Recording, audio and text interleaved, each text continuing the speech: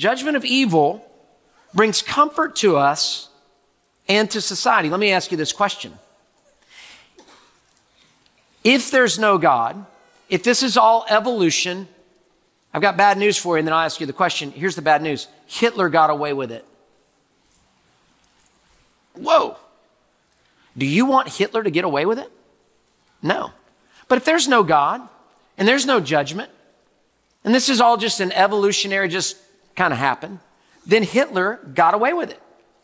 But if there is a God, and there is, then Hitler did not get away with it. And that brings comfort to us in our hearts, and that brings comfort to us in our society as well, to know that, oh yeah, you may think you got away with it, but at some point you're going to stand before God.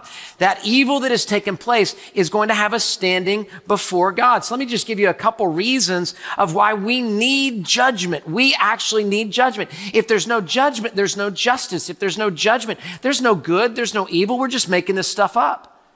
But we need judgment for a few reasons. Number one, it shows God's justice. It shows that you can get away with it from everybody else, but you're not going to get away with it with God. God has justice. It shows, number two, a restoration of order. Evil brings disorder and separation from God and suffering in our world. It brings a restoration of order. Jesus will return and he will make all things right. It brings accountability, that our choices can have consequences. It brings a vindication of the righteous so that we could say, hey, those people that were harmed, those people that were human trafficked, that molestation that happened, that abuse that happened, they didn't do it. It wasn't their fault. This was evil that was portrayed by somebody else, and God's going to have the last word on that. And some of you need to hear today, it's not your fault. It wasn't your fault. It isn't your fault.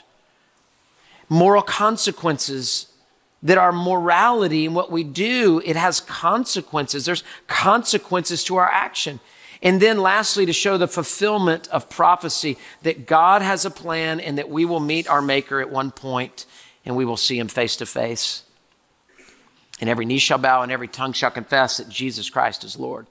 So here, Nahum, comfort, actually, strangely speaking, judgment of evil brings comfort to us and society. We need that. We understand that. There must be police. There must be courts. There must be God. There must be judgment. You see how it works to keep this whole thing together.